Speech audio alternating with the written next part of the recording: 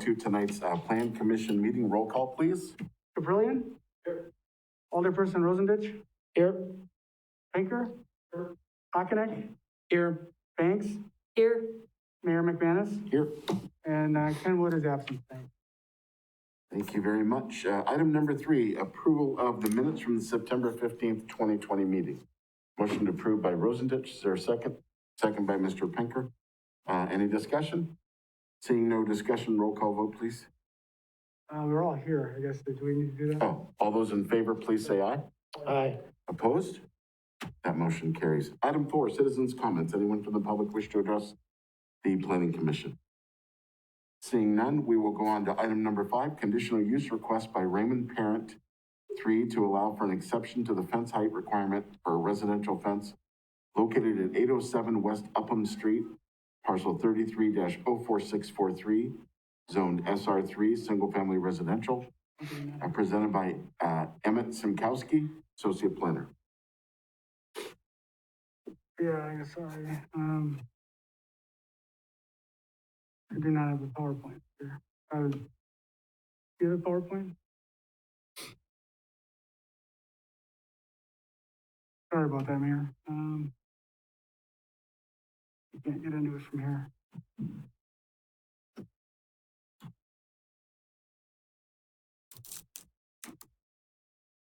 I guess if you want to start your presentation, I'll try to get this going. Okay, so the property in question is located just northwest of the intersection of North St. Joseph and Upham. And it's on the north side of Upham. The area primarily on the east side of North St. Joseph is in campus district for Marshfield Clinic, and the area west of it is primarily zoned residential. The parcel is not a standard shape. It's got 3 rear lot lines, and it's bordered by 4 surrounding properties, with 1 being vacant. The proposal is an 8-foot high fence encompassing the property to the east, north, and west. In the presentation, we had a site map showing the fence. The fence is going to be constructed with composite material, and it's going to have a stone-like appearance. It'll be set on a permanent foundation. And the foundation is planned to go right up to the property line, but the structure of the fence will be about 6 feet off. The proposed site plan meets all requirements for a residential fence, with the exception of the height.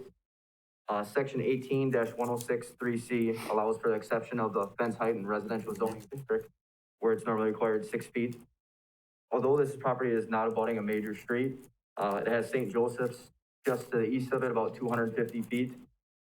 Section 18-1064CC allows for an 8-foot fence in the rear and side yard of a residential property. It is fair to acknowledge that an 8-foot fence is only required on, or would only make a difference on one side of the parcel, where the neighboring property is a little bit higher. Standing on that person's deck, you could probably see over a 6-foot high fence. But if you had a 6-foot and 8-foot high fence, the aesthetics just wouldn't be there. That's all I have, Mr. Mayor, until we can get any of this up.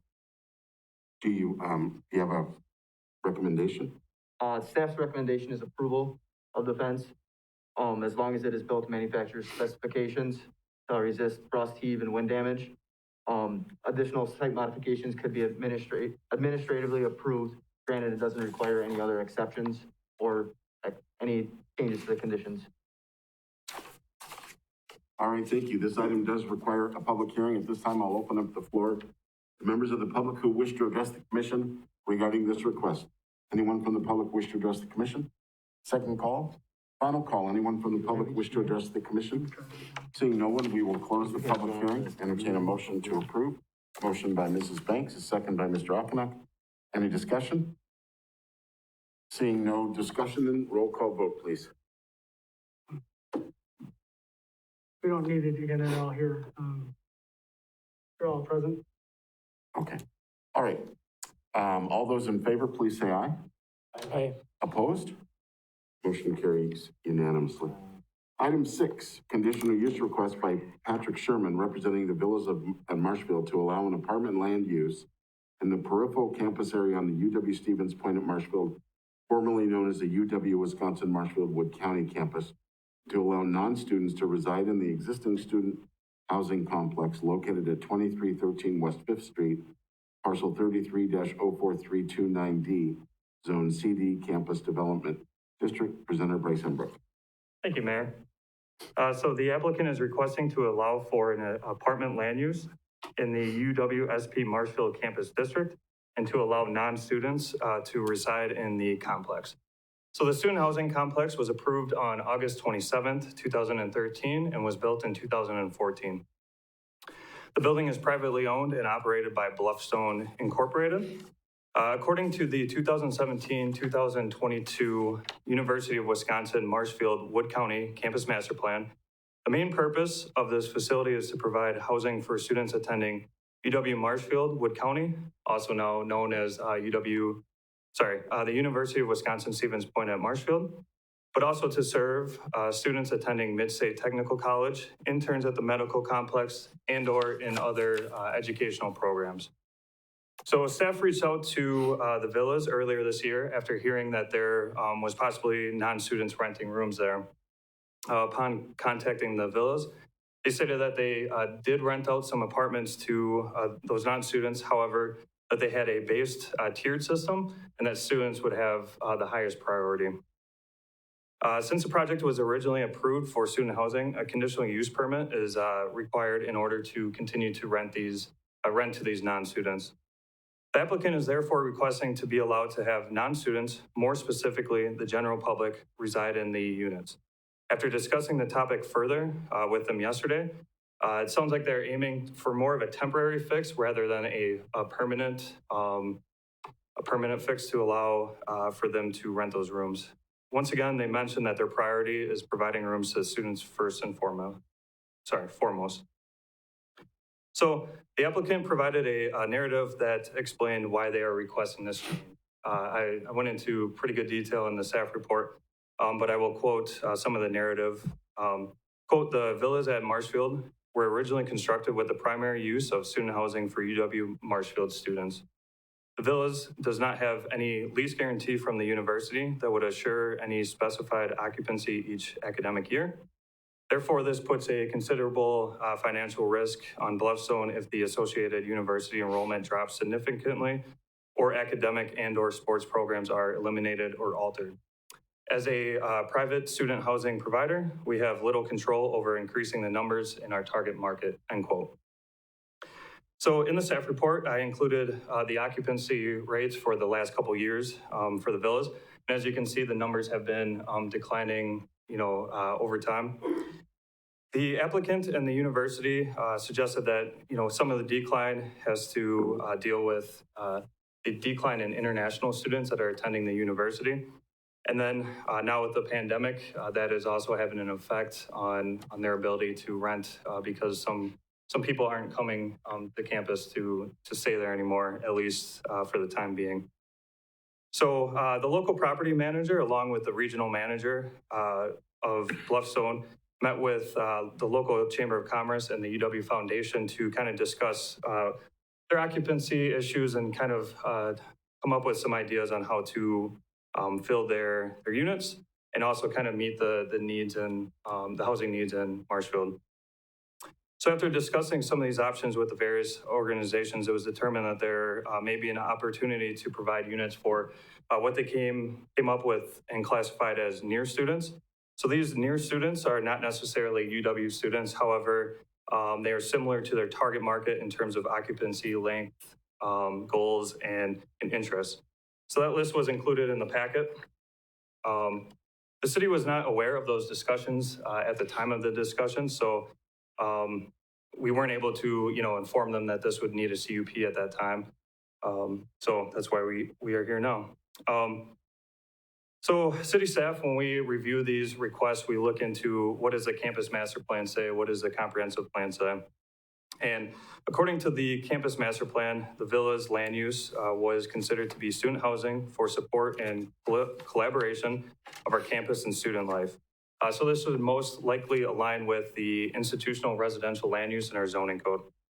According to the campus master plan, the building is intended to provide housing to students and individuals involved in educational programs in Marshfield and not to the general public.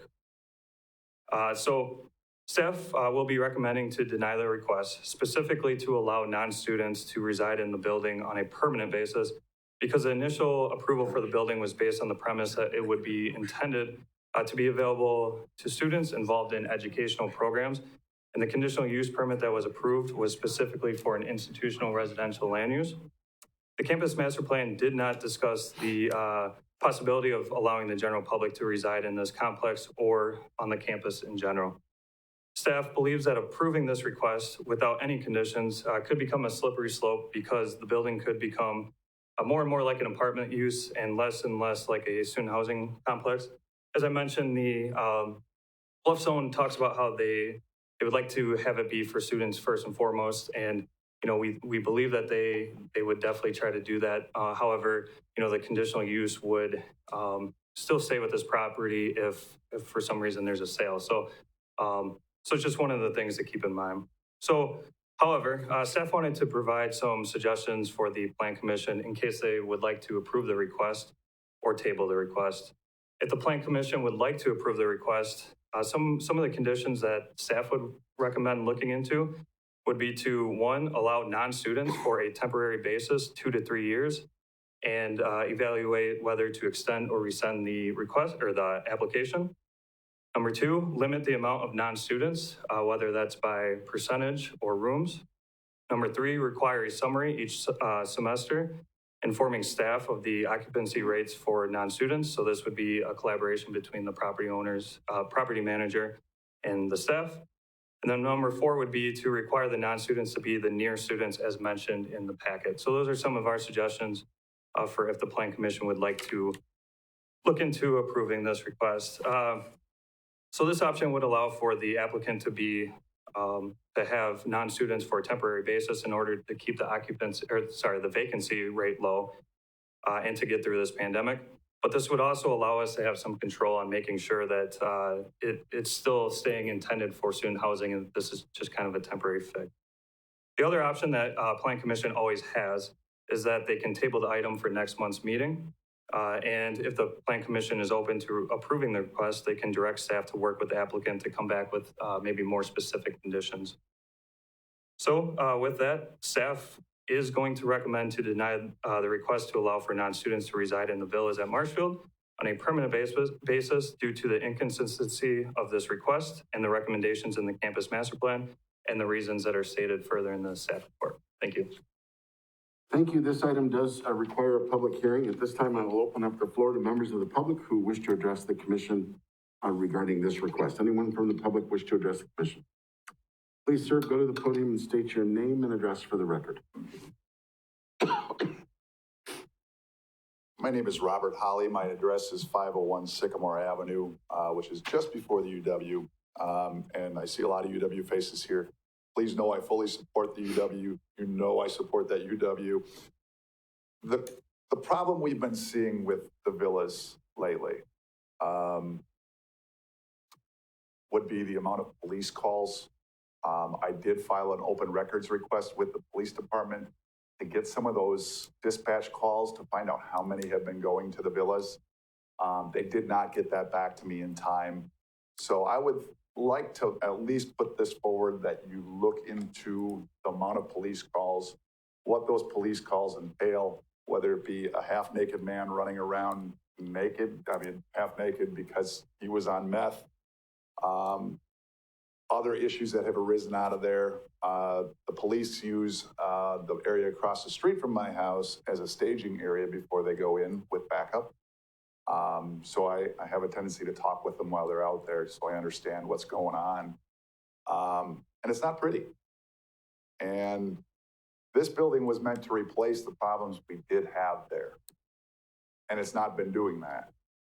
By allowing more leniency in the occupancy, I don't think is going to add any relief to this situation. So I would hope that you at least visit those concerns before you make any decisions either now or in the future. So, thank you. Thank you very much. Second call, anyone else from the public wish to address the commission? Final call, anyone else, please. I know we do have Mr. Sherman on Zoom. Great. Can you hear me okay? Yep. Okay. Yeah, this is Pat Sherman. I'm the owner of Bluffstone. First, thank you very much for letting me speak this evening. I think, from a group, I can say that we are 100% lockstep with the university, lockstep with the foundation. Our goals are aligned. Our local bank, Ford Financial, obviously we work with them very closely as well. And we all try to do the right thing for the school. The reason we're asking for this is twofold. It's and really out of our control, out of anyone's control. And you can see our numbers. In the fall of 18, our numbers dropped a large number. And the reason for that is, for political reasons, the university lost about almost 50 international students that were going to Marshfield because of visa issues. And that's not a University of Wisconsin issue. That's a United States issue. I sit on a board where we manage over 1 million different units across the country. Everyone felt that pain in the fall of 18. So that when we lose 50 residents that are students, obviously that hurts us. And then the second phase of that was obviously this year with COVID. So COVID has put everyone back on their heels, not just in our industry, but in all industries.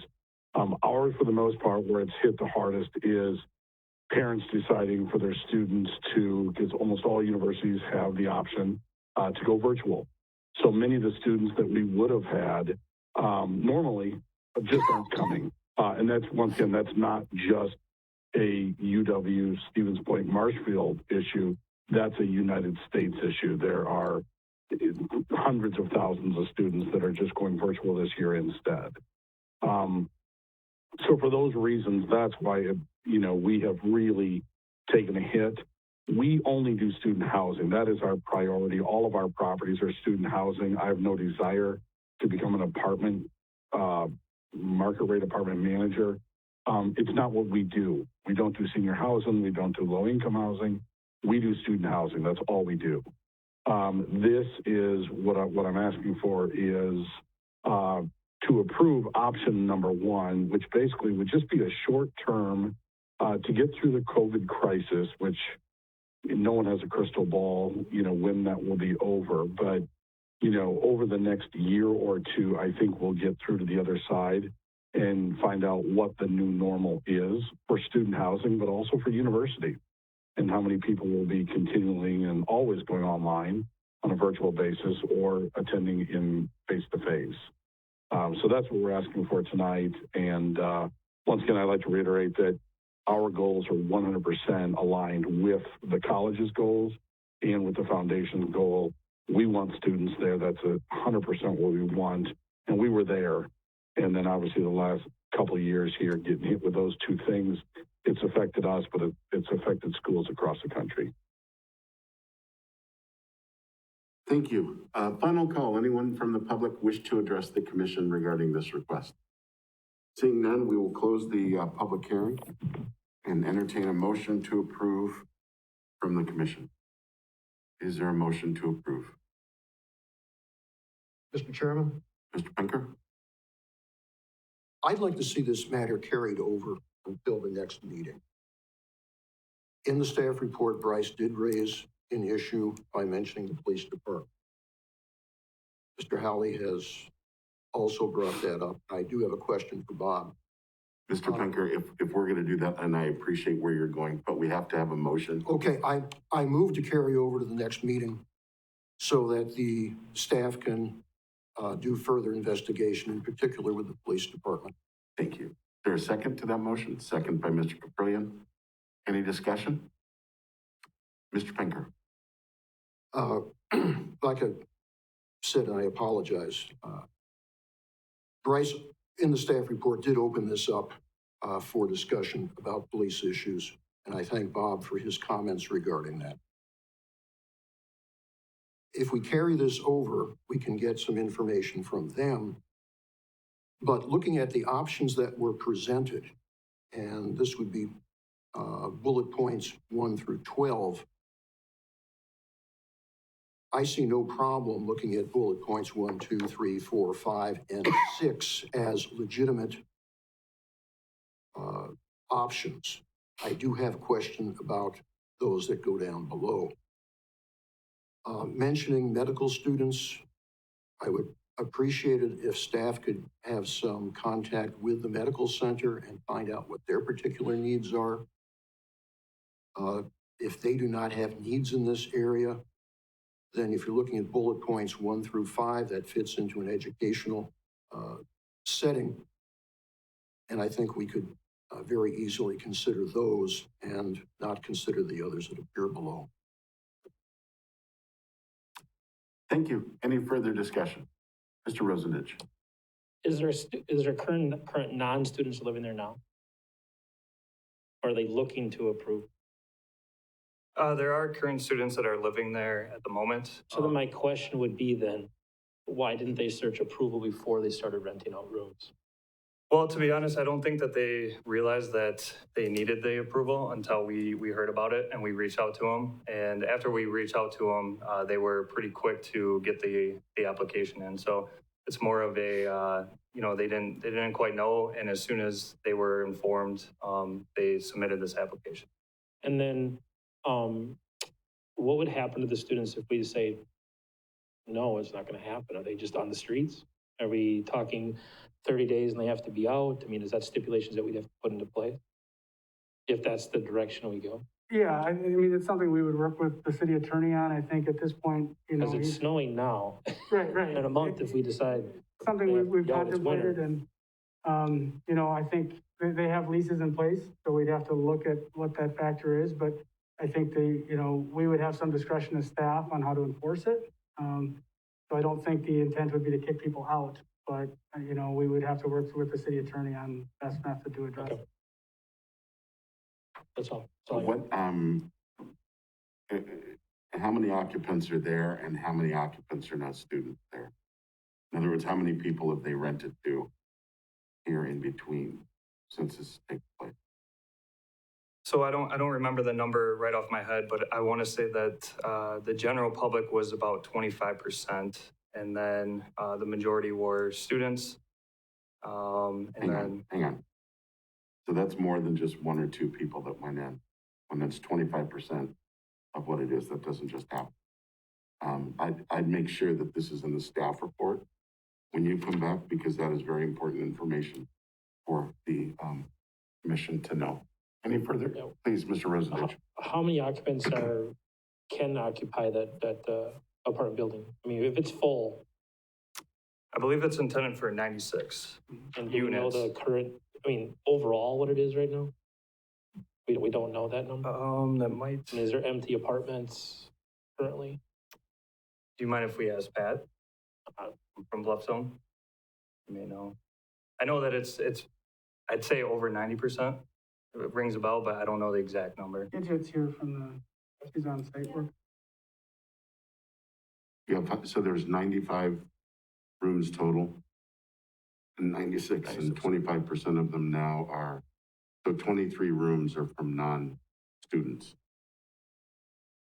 Okay. All right. Anything further, Mr. Caprillion?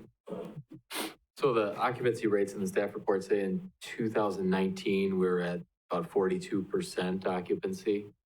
But if you're saying it's 90 out of 95 are rented today, seems like in the past year we've opened it to the general public. Would that be a fair guess?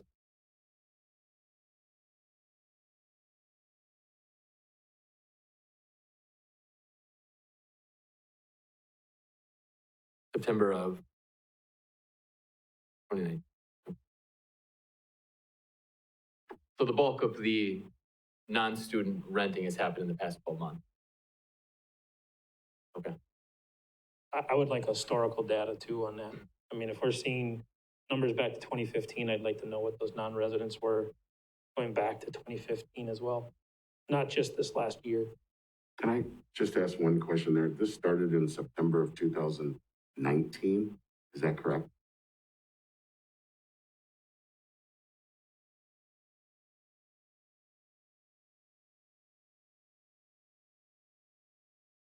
Okay.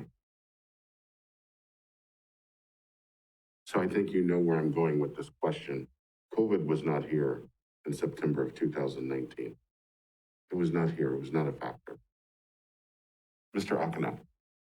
I guess the question I come up to is, okay, so let's say, what happens to these non-students if there's an influx of students wanting to move in? Because there's one of two options at that point. Either one, we're kicking the non-students out, or two, students are being denied access. So that would be my question is, what's the policy going to be if there is an influx of students next year, if we get to September and COVID is mostly in the past and students are starting to come back to the campus more, are they going to be denying students access because they've rented out to these non-students that maybe have a 2-year lease because they're doing a 2-year residency at the medical center, or they're, things like that. So that would be a question I would for sure want answered for next month. And when you do that too, I would make sure that when you do come back with that COVID isn't even mentioned, because that is quite irritating that we're using that as a premise when this was done long before COVID was even here. So not your fault, but you understand what I'm saying? There's something there that is an issue. Any further discussion? Seeing no further discussion, then all those in favor, please say aye. Aye. Opposed? Motion carries unanimous. Item 7, Campus Master Plan update by the Marshfield Municipal Airport to update the 5-year Campus Master Plan located at 210, 320, 324, and 400 West 29th Street, including all parcels owned by the City of Marshfield under the airport's jurisdiction zone CD campus development. Presenter Bryce Humbuck. Thank you, Mayor.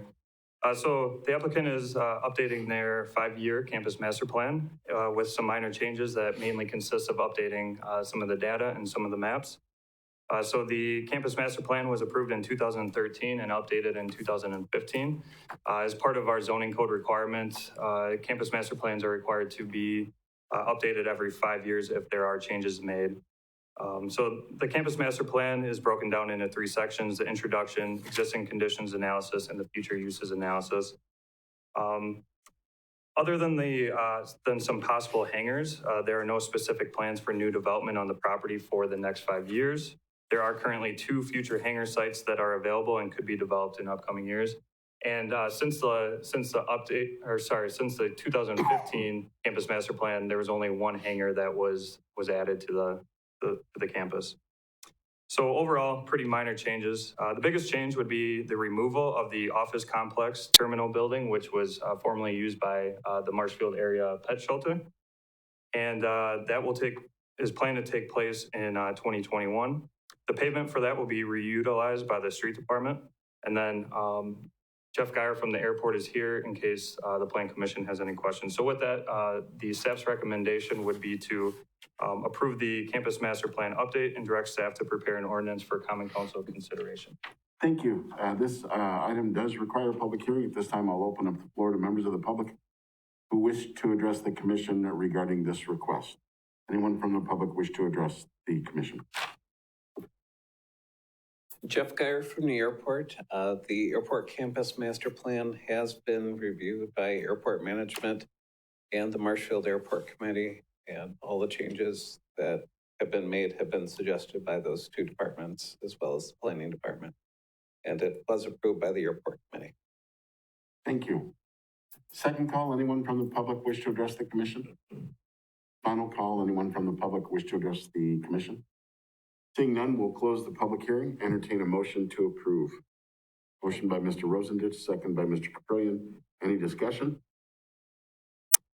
Jeff, I would just like to say, I look so forward to the reports that you send in every month. I mean, these reports, he's got how many tires went down, what brand they were. It is just staggering, and it's very refreshing. So thank you very much. Seeing no further discussion then, all those in favor, please say aye. I didn't get who did the motion. My bad. Who did the motion? Was me. Motion by Rosendich, second by Caprillion. All those in favor, please say aye. Opposed? That carries unanimous. Item 8, report on business and economic impact of COVID-19. Presenter Scott Larson and Karen Olson of Mackey and Kaylee Gomez of Main Street, Marshfield. We're putting up the presentation now.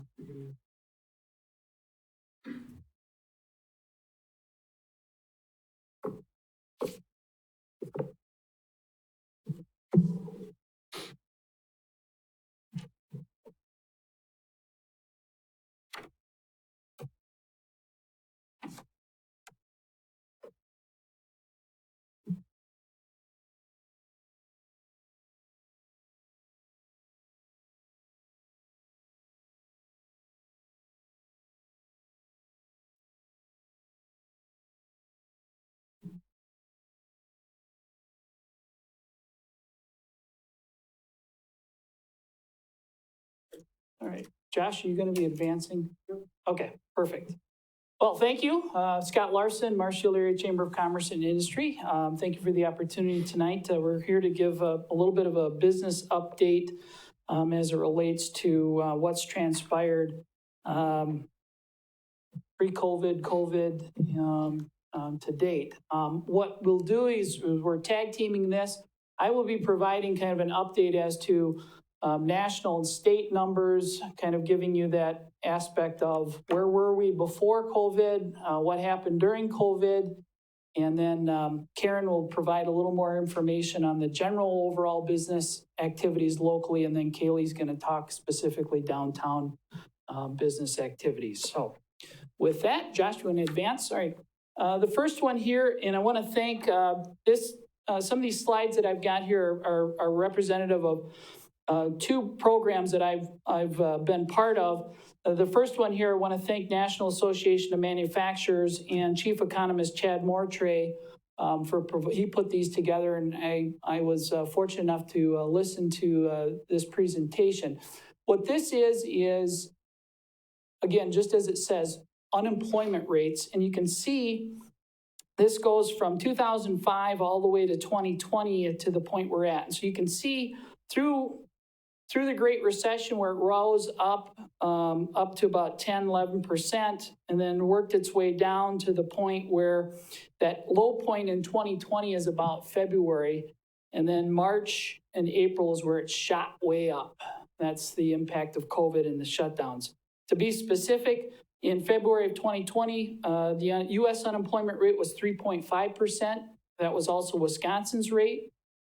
In April of 2020, it was 14.7 at the U.S.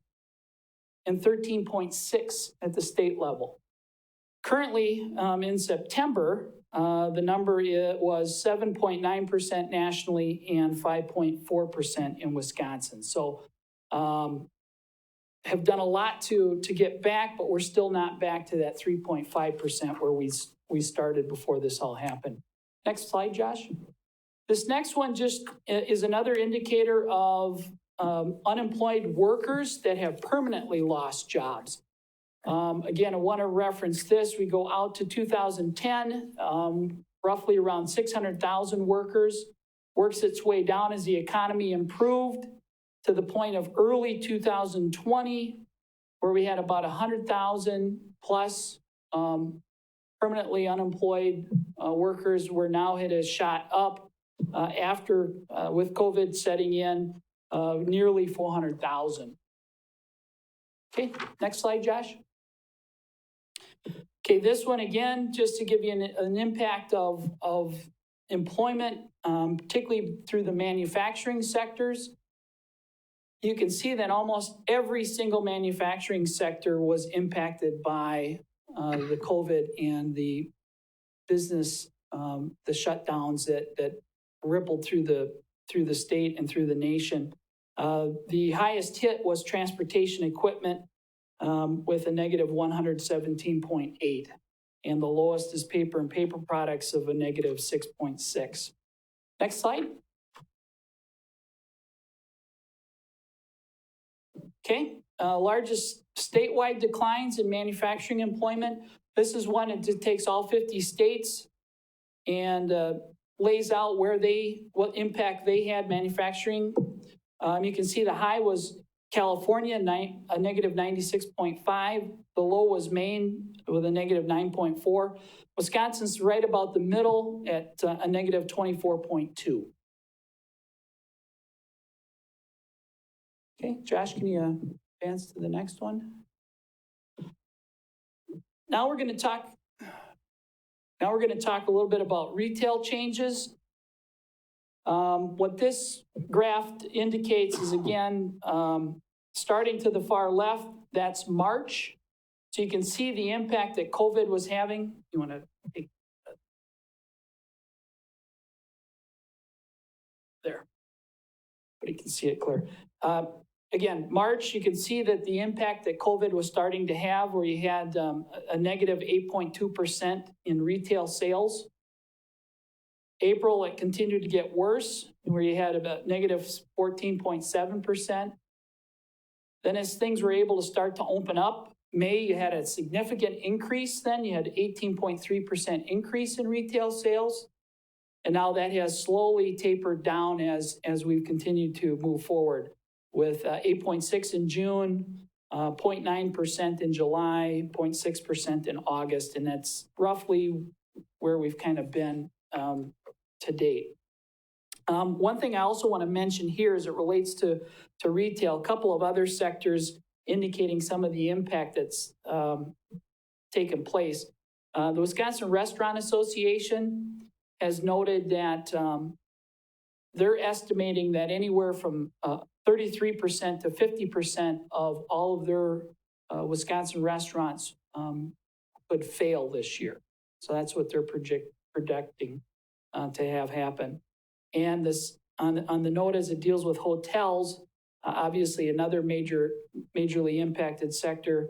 47% of all Wisconsin hotels are estimated to fail due to the economic impacts of COVID. Next slide, Josh. Year over year growth. So this is kind of a 2019 to 2020 impact. And again, you can see we had very healthy numbers from August of 2019 through the end of the year and into early 2020, where February, near 5% growth in sales. And then you can see again, once COVID hit, that March, April, May, the significant downturns that took place from that. Again, once as the economy started to open up, we again started to see some sales growth taking place in June, July, and August. Okay, next slide. Housing starts.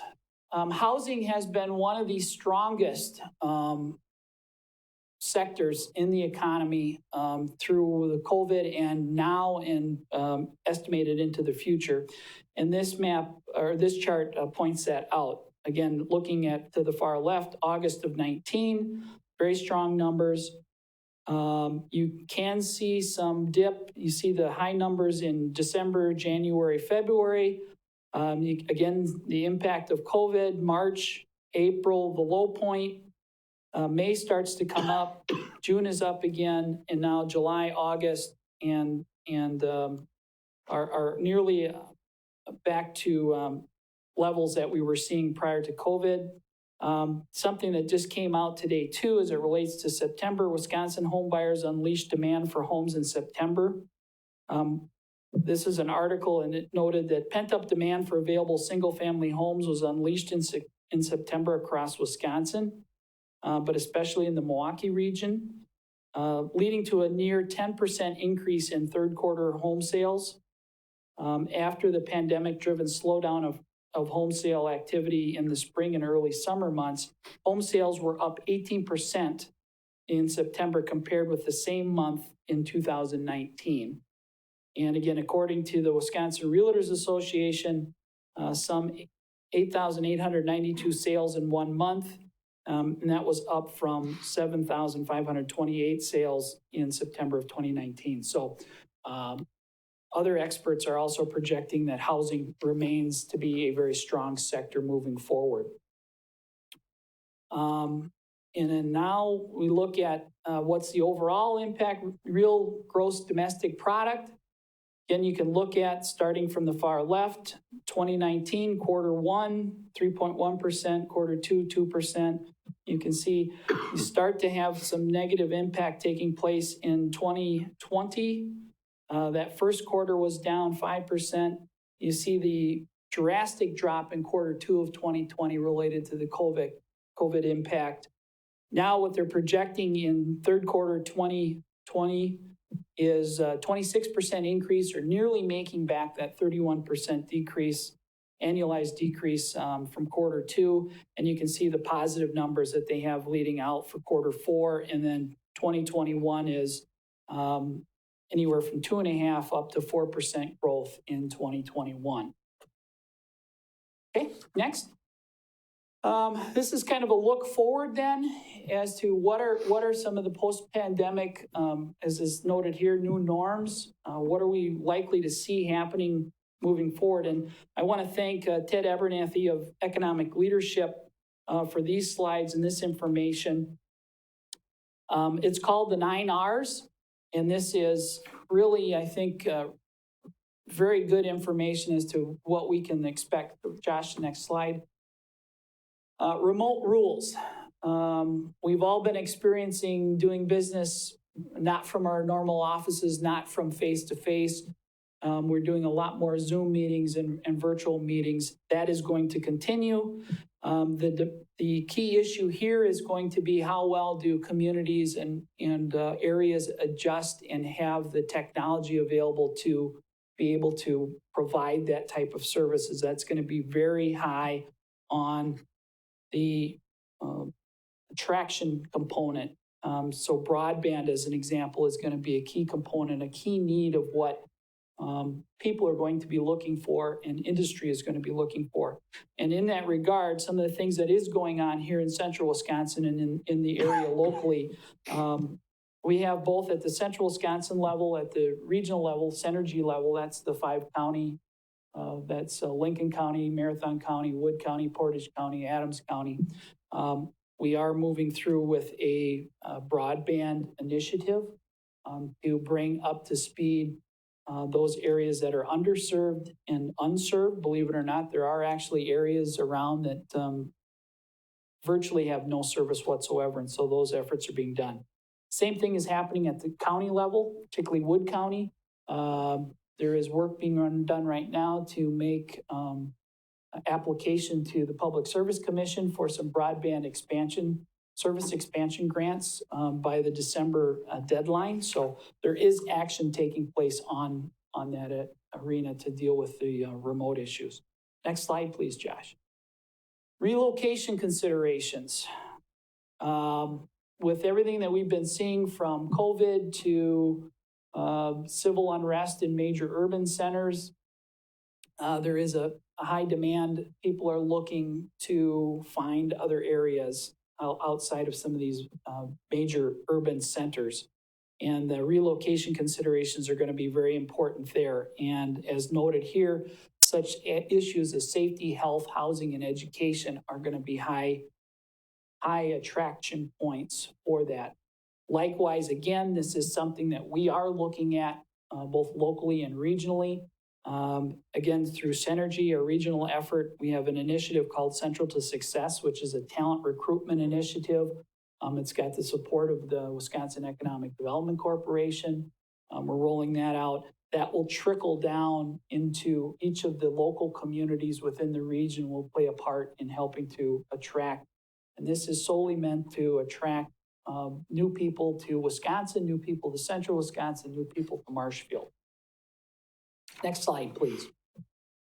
Third R, robotics, a re-emphasis in technology. This really goes at the heart of advanced manufacturing. This is something that was very much in play prior to COVID happening, as a lot of our industries, particularly the manufacturing sectors, who were already suffering through not able to have the sufficient levels of workforce available that they needed. And so the way that they were dealing with that was using technology to increase their capacities. That is going to be re-emphasized as we continue to move out of COVID and move back into normal economic operations. Next one. Reserve workforce. These are your gig workers, your temporary workers, part-time workers, and on-demand. And that really is it. It's the old model of, an employer hires someone and they're working at the plant, at the office, for 40 hours a week, indefinitely, maybe until they retire. Those are becoming less and less the norm. What we're seeing now is that businesses are hiring workforce based on the workflow that they have, on the projects that they have, on the customer bases that they have. So as they develop new options, new customer bases, new projects to work on, that dictates the need for specialized and skilled workforce to deal with that. And then when that project has reached its point of capacity or has reached a time limit, they move on. They move to a new project, which means they need a new set of workforce to deal with that. So we're seeing more emphasis on those types of work opportunities going forward. Next slide, please. All right, the next R is the rising geomodel. Just that, we're seeing a lot of, the world is shrinking. Everything is international. There is a lot of international work going on here in the Marshfield area. We have a lot of businesses that do work internationally, and that will just continue to be the case. And with that, though, that brings with it its own sets of issues and challenges that have to be dealt with, from geopolitical issues to changing marketplace demands to workforce opportunities to the like. So that is something that will be becoming more and more prevalent as we move forward. Next slide, please. All right, reshoring and redundant supply chains. Obviously, that was something too that COVID brought very much to the forefront as we had issues in being able to get PPE supplies, other such supplies, as so many of those products were manufactured overseas. And obviously that presents a supply chain issue then when you have lockdowns and limited travel or no travel issues going on. Luckily, this was something that was started prior to COVID. You had a lot of industry, a lot of manufacturing was starting to reshore here in the United States. So there was a lot of production moving away from locations like China, moving back to the United States. COVID has just helped to drive home that point that more of that needs to take place, and we need to specifically look at very specific industries like our pharmaceuticals and the like to make sure that those production capabilities are domestic and not foreign. All right, next. Real estate reuse. Again, something that we're seeing.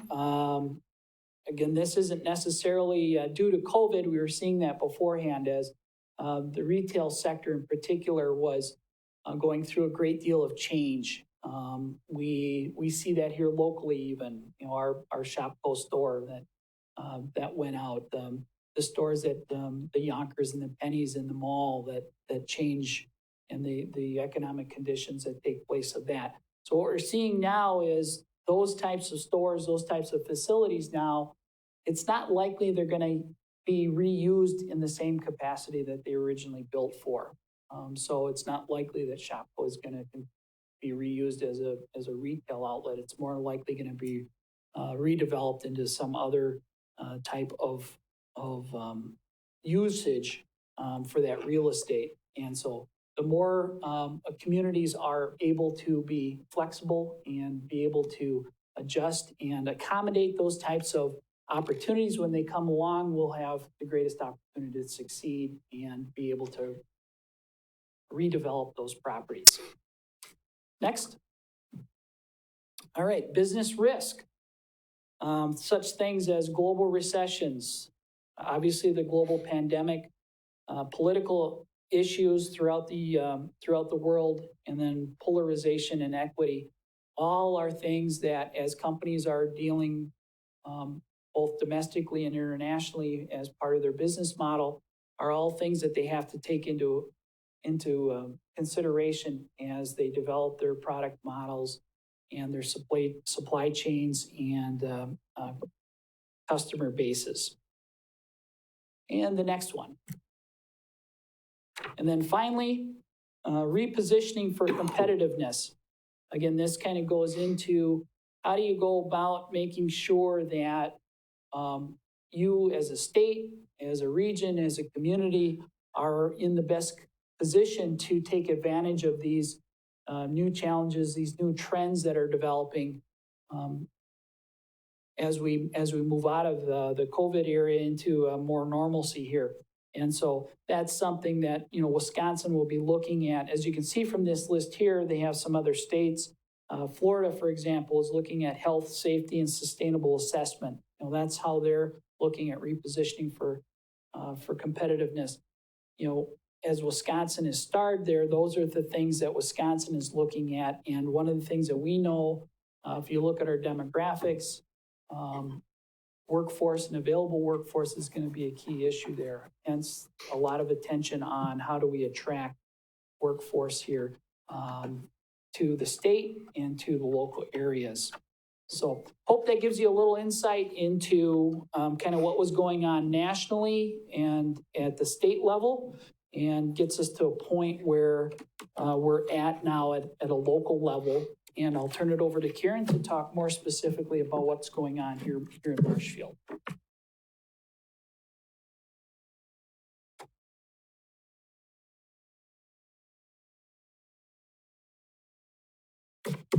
Good evening, everyone. Karen Olson with Mackey, Marshfield Area Chamber of Commerce and Industry. So what I'm going to bring you up to speed on is what Scott mentioned, some of our local industries and businesses. And I typically go in and do a lot of business retentions, where I go in and see how is the business doing, what are their needs. Well, today with COVID, it's pretty hard to get into a lot of those businesses. So I've been doing a lot of phone calls, emails, and that type of thing. So what you're going to see in front of you are some highlights. I could have wrote books, but some of these are highlights. Some things are not surprising. I'm sure a lot of these things you guys have already heard, if you've been out and about. But I kind of want to go category by category just to give you some of the things that I thought were kind of important. Restaurants, they're obviously one of our biggest concerns. They go up and down like crazy, like now with the 25% occupancy that just went into effect again. That sets them back a little bit. A lot of them doing the carryout and the curbside. So that's a good thing. One of the things I heard from several restaurants is that their PPE costs, their personal protection equipment, have skyrocketed. One was telling me that their glove costs had over tripled. Now, this is, typically things they didn't have to deal with. They did not have to supply this for their workforce or their customers or anything else. Now, here we are today. For a long time, they couldn't get PPE product. Now we're seeing prices that are going through the roof for them. Retail, another mixed bag here. Anything outdoor, if any of you tried to buy an ATV or tried to buy anything from the outdoors, camping, water sports, I'm sure you had trouble finding it, especially as time went on, because everybody was doing things outdoors. Home improvement, because more people were at home. And then that third bullet, anybody that sold any type of food or convenience stores were very, very busy. I wanted to include that fun fact there. I thought it was interesting that baking supplies, including a 600% jump in the sales of yeast, was reported. I can't even fathom how much that is. So if anybody has been baking their own bread and baking more at home. The retail people that had built a good loyalty, especially in the clothing lines before this hit, they have told us that their loyal customers were still able to find them, were still shopping, and especially once they could get back in the doors. Real estate. I have heard the comment that commercial has not been this busy in a long time, which really bodes well for us, except we need more industrial land, and I know we're working on that, so that's good. Scott already touched on the housing industry, so I won't spend a lot of time there, but obviously very low interest rates, and that supply and demand is so great. Houses are sold in hours, and oftentimes there's a bidding war on those. Manufacturing, for the most part, is doing well. Again, it depends on the industry that you're in, but we still find that people are looking for workers, especially talented workers. They have to be concerned if somebody gets COVID or is exposed to COVID. Now those workers have to be out anywhere from 10 to 14 days, and they have to try to fill those spots. So it becomes very difficult. Some are also noticing that the supply chain can be a little bit challenging for some items. So financial, a couple of you from the financial world here, hearing that local industries have been holding up better than anticipated. Some industries have just shifted. For example, the food industry, less is going to restaurants and schools, or more was going to grocery. So still a demand there, just a little different area. Commercial, again, we talked about, and then businesses are holding on to their cash right now as they have to tighten their belts just a little bit, and there's some unknown out there. Agriculture, doing very, very well. Farmers are having an awesome growing season, up now with the snow. Many have received, there was many grants and loans that were put out there for that industry, and many were able to take advantage of that. So their prices are moderate and consumption is up. Hotels, obviously, again, Scott mentioned, one of the hardest hit industries everywhere, even airlines. This talks a little bit about occupancy, and these numbers and information was provided by Matt, but you can really see how occupancy levels were up at the beginning of 2020, and the rates were up, holding their own pretty well there. And then as we got into March, and then certainly, that was probably the worst of it, and then even into October, occupancy is way down, and average prices as well. It becomes hard to, get $100 for a hotel room anymore, or whatever their average rate might be. So the statistics are also there for 2019. And this was, I believe Matt said there were 4 hotels, local hotels, that put their numbers into this information. So it wasn't every hotel in Marshfield, but that's all that replied to this.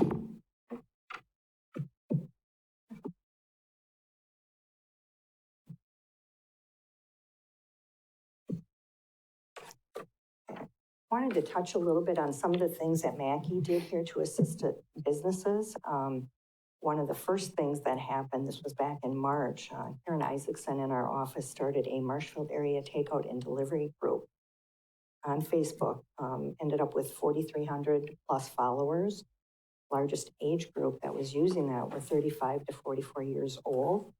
And Friday and Saturdays were the highest usage. But it really was a way for the restaurant to connect to the public to connect to them and give reviews and all of that. They could talk about specials, were they open, weren't they open, and things like that. A new job board was started. This is found on our website. And then we did a lot of, I can't tell you how many calls we got from businesses that were confused about the loans and the grants and who should they contact, where do they go.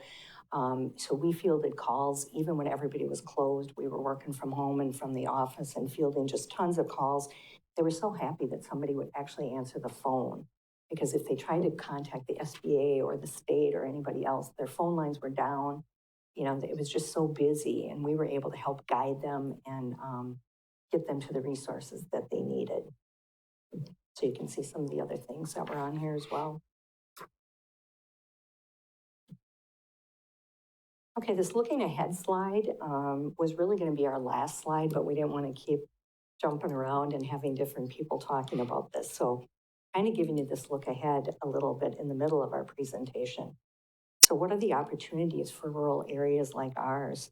Certainly enhanced broadband. And you can see that there's a lot of money being pushed to that because there's remote workers. And I don't think a lot of that's going to go away. I think that's going to continue.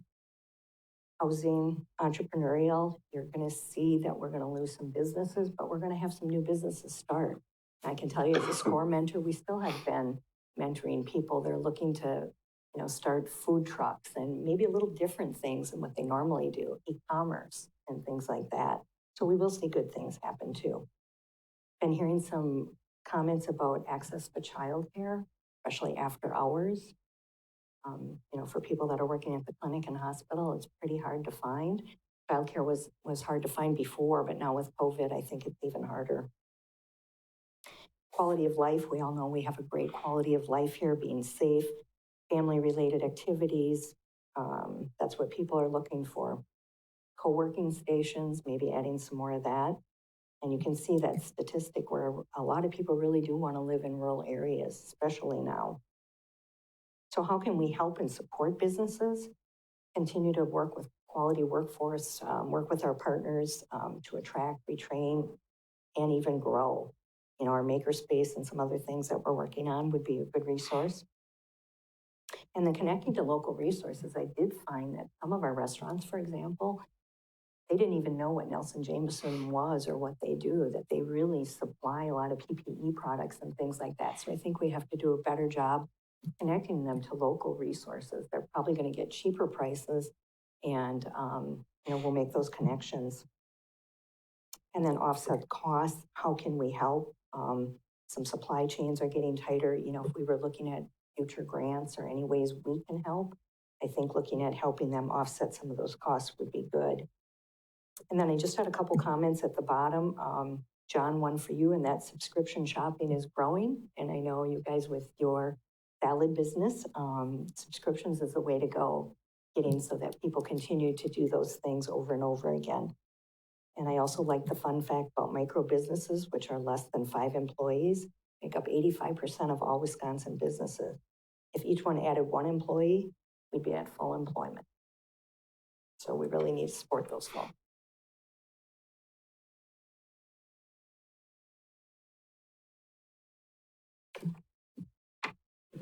Good evening, everyone. Kaylee Gomez with Main Street, Marshfield. I believe Bryce handed out a sheet at the beginning of the meeting, which provides a detailed look at a business impact and follow-up survey that we distributed and collected in partnership with the city and Mackey in the spring and early summer.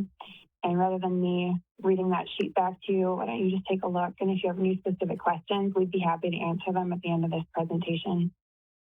And we can move on to the next slide.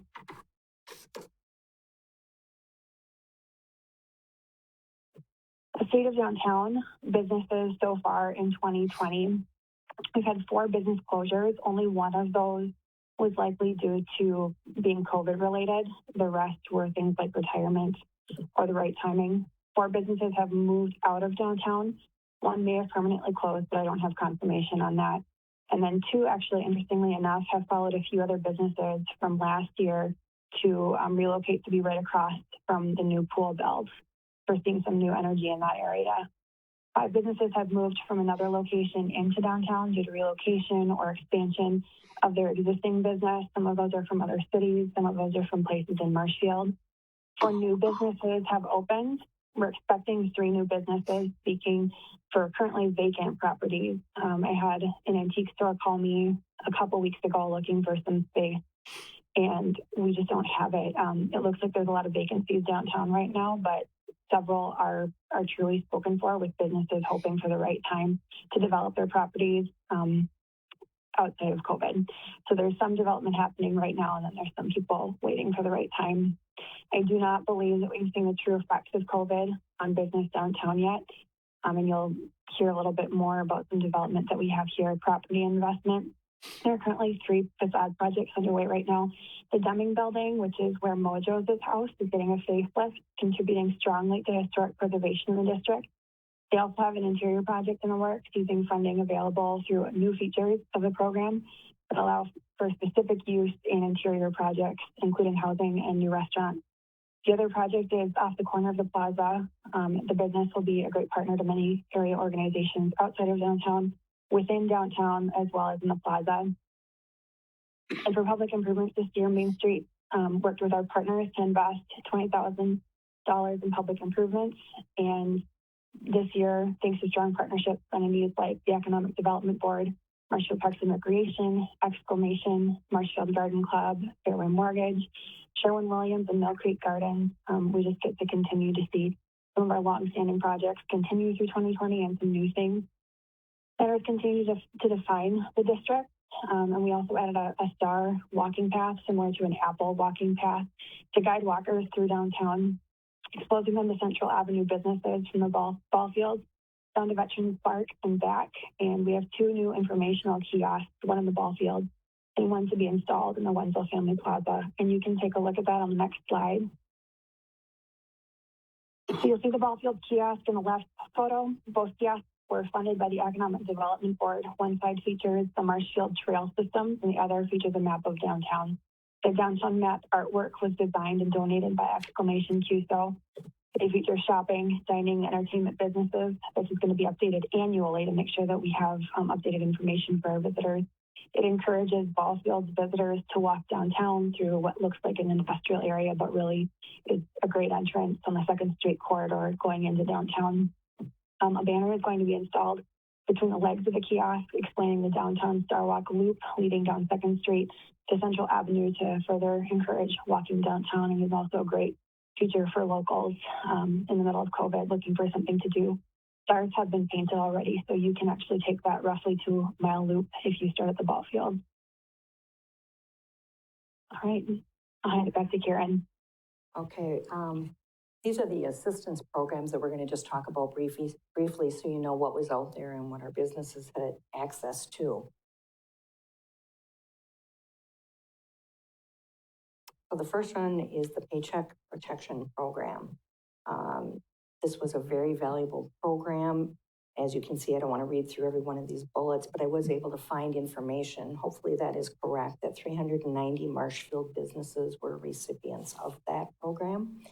And that really was there to help keep people employed, keep them on the payroll.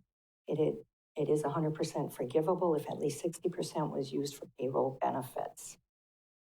It also could be combined with other programs that were out there like the EIDL loan and things like that. And 70% of the loans were under $50,000. So obviously for small business. And then the Marshfield Small Business Emergency Grant Program, Josh should really be talking about this one. This is the one that he spearheaded with funds provided by the Economic Development Board. There was a $2,000 cap on those. And I see the bottom one, we have that switched around. There were 69 applications with 62 being funded. And you can see the amount that was given here. And the nice thing is this was a big variety of different businesses that were helped out. And it was helped mostly for like rent and other costs that they might have had to endure through all of this. The We're All In grant, round 1, were $2,500 grants that were made available for 30,000 Wisconsin small businesses to assist with the cost of business interruption, health and safety improvements, wages and salaries, rent, mortgages, and or inventory. The online grant application was accessible June 15th through June 21st, and you'll see the variety of local business applicants shown on the slide. Just over 100 Marshfield businesses applied for these grants, and a quarter of applicants were downtown businesses. Next slide. The Shop Local, Love Local Downtown Business Marketing Program was a Main Street initiative and a partnership between our organization and Economic Vitality Committee. And our Economic Vitality Committee, Karen Olson, sits on that committee, and Josh Miller is actually chair. So they've been heavily involved in this. While we continue to share resources like webinars, seminars, technical assistance through our office, SBA, and SCORE, we knew budgets for marketing were tight and time was of the essence. So t-shirts and lawn signs were sold to fundraise for in-kind marketing and photography grants. Major donors like Salt Tire and State Bank Financial, as well as several individuals, allowed for $4,720 in total fundraising. We worked with local businesses, Exclamation, and Elizabeth Olson Photography, who could provide attentive, professional, customized marketing or photography for our businesses. Both entities were also willing to stretch the value for the good of local small businesses. We evaluated our funds in August to see how many businesses we'd be able to assist. Then the Economic Vitality Committee formulated an application with varying marketing and photography package options based on known business needs and Exclamation and Elizabeth Olson's expertise. And 7 package options were made available as starting point, further to be customized for each business. Package options included a marketing and content assessment, a website and e-commerce package, a social media evaluation package, environmental headshots and product photography, environmental headshots and space photography, marketing photography, and social media photography, and businesses could select whichever package they preferred. 12 businesses applied and all 12 were accepted. 9 selected marketing, 3 selected photography, and we're scheduling their individual sessions beginning next week.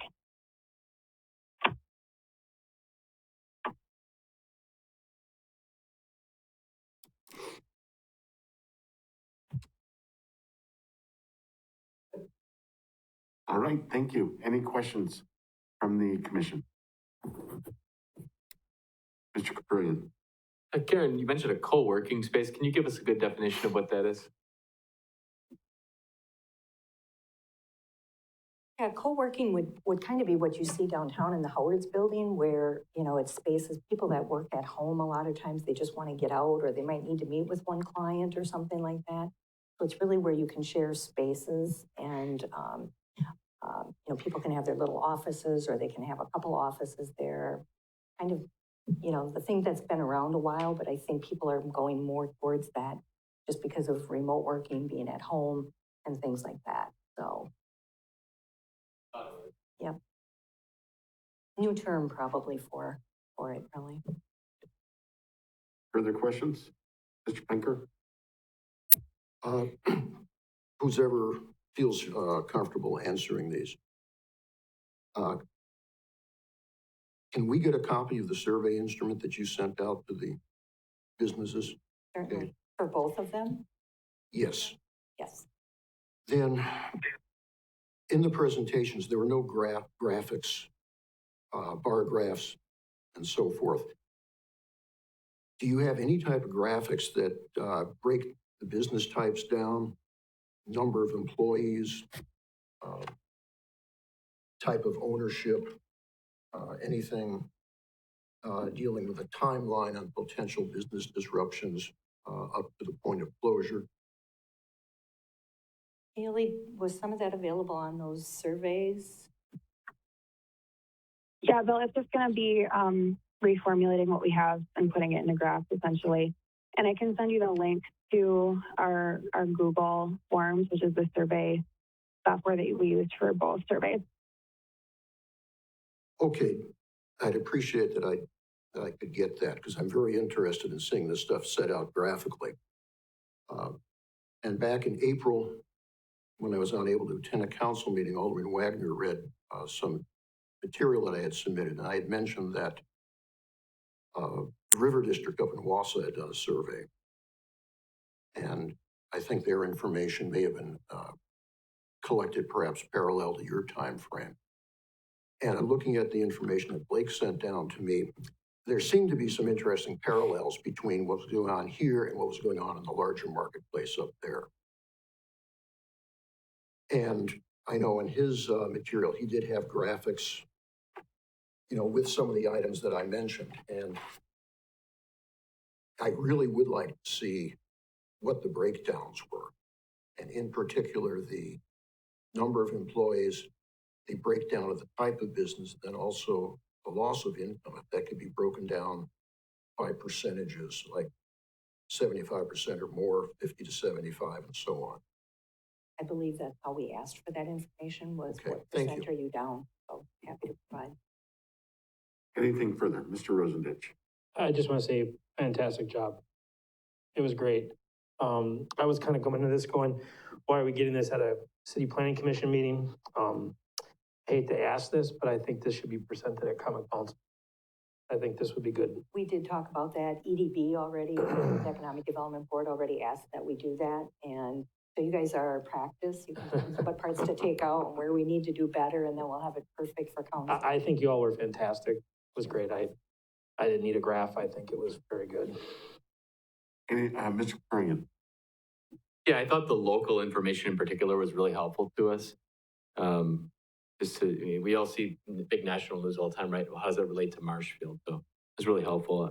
Phil, I'll just say, for these types of things that we have, special presentations, if you've got things in mind that you'd like to see, specifics, I think it'd be helpful to get those to whomever you're going to be requesting that from ahead of time, just so like they know what you're looking to get to. And I think that'd go for everybody in the room too. So just a comment there. Thank you. Thank you for doing this today. Mr. Ackerman. One thing I would like to see a little more, I mean, there's a bit of it there at the end, but what do they need from us? Like, it's great to know where we're at, but in my mind, I'm thinking, what do we need to do? Do we need to be, is there something that us as the planning commission or us as a city can do tomorrow to make it easier for businesses? What can the city do to help you guys help businesses? I mean, is there gonna be, do we need to help with, restaurants getting online ordering? Do we need to help with retail and stuff like that? And, that kind of thing. That's what I would love to hear. I mean, there's some of that there, but really, like, what do you guys need from the city to make this happen? I think the common council, for sure, I can, not to speak for the one common council, but for two members here, I think that's what they're gonna wanna hear is, what do you guys need from the city to make things better for those businesses that are struggling? That's a great question, and we asked that. I know we asked in our two surveys, and Kaylee and Scott can jump in too, but we did ask that question, and honestly, I think sometimes they were so overwhelmed, they weren't really sure what they needed. And it depends on the month, you know what I mean? Because things are changing, it's a roller coaster, it's really tough for them to get their hands around things. So obviously at first it was maybe money, to keep them afloat, and then a lot of these grant programs and loan programs came available, and that helped. But it really was just a Band-Aid, because here we are still going through this, and it's not really getting better, it's getting a little bit worse. So I think we need to continue to ask, and if we find that stuff out, we need funding for it, we're not gonna hesitate to ask for that, certainly, because we all wanna help. And at the end of the day, we go home tired just trying to say, did we help anybody today? What else can we do? Josh, I mean, we all feel it. We feel their pain. And it's not just Marshfield, it's everywhere. But what can we do to make a difference? And I think, like Kaylee said, helping a few businesses get onto e-commerce that aren't on e-commerce. So it's a few at a time. We're not going to help hundreds at a time. We're going to help a few at a time, and that's the best we can do. But if you guys have anything to add? Anything further? I'll just note that I'll reference you back to those 9 R's that I had talked about in my presentation. Part of that is again, from a governmental body, you need to be in a position to be able to reposition and be able to react to what the needs are as that environment, as that economic environment is changing. As an example, the reuse of real estate, that's a key one. How are you able as governmental entities to be able to react to opportunities that come along to say, we'll use the Shopco facility as an example. Somebody is interested in it. It's not going to be retail anymore. They've got a completely new usage for that property, but yet it's going to need some zoning changes and maybe some traffic adjustments and things of that nature. How are you situated to quickly deal with those types of requests as they come forward? So just one example of how as a governmental entity, you might need to start positioning yourself and start thinking about how are we going to be in a position to help. All right. Anything else? Please, Josh. Not to belabor the evening, but yeah, I think Scott's exactly right. And we'll be talking about this item next in our zoning code update. I think that's going to be a critical component of our update is how can we be responsive? How can we be flexible? How can we work with these businesses and think outside the box? I mean, I think when he's talking about Shopco, could it be a manufacturing facility at some point or light manufacturing? I think those are the kinds of things that we need to be able to be responsive to. If we have to make changes to our comp plan, let's do that. If we have to make changes to our zoning code, let's do that. We still want to make sure that it's compatible with the neighborhood and all those things and good zoning practices. But I think incorporating some flexibility, incorporating some thoughtfulness and being able to be responsive is going to be critical. And I also want to thank the mayor for that grant program that we put together was his brainchild. So, I mean, he called me and said, let's do something. We need to help out businesses. And I think within 2 weeks, we had money in businesses' hands. So that was, I think, very important for businesses to stay open and just know that they have the support of the city, I think was meant as much as the cash, I think. Yeah, and I would like to say along those lines, I think that's great. Between Main Street and all the support that we get from Mackey and everything that you all do. But I think that grant program showed that the city actually can move quick and thorough and efficient. And, and that's just if we know what businesses need, then how do we put it through, you know, our piece of the puzzle? So, Well, I would like to add, keep supporting the restaurants, keep supporting the retail. They're the ones hurting. You know, get gift certificates, get carry out, get Mackey gift certificates. They stay here in the community. All those things can help. all right. Thank you all very much. It was a great presentation. Item 9, discussion on the public participation process for the upcoming zoning code amendment. Thank you, Mayor. So staff is wrapping up working on the zoning code, and we'll be looking to start the public participation process here pretty shortly. Involving the public by gathering input and feedback is important in order to ensure that the recommended changes are kind of aligned with or are in line with the community's interests. So in the staff report, staff provided some suggested activities to partake in the public participation process. Some of these include doing press releases to inform the public of these changes. We would also post information to the city's website, and we would welcome any questions, comments, or concerns from the public to send, emails to us or to call us in regards to, what changes are being recommended. We're also proposing to have at least one open house, but preferably we would have 2 open houses to welcome public comments and questions and concerns, and then also to inform the public of, what changes we're looking to make.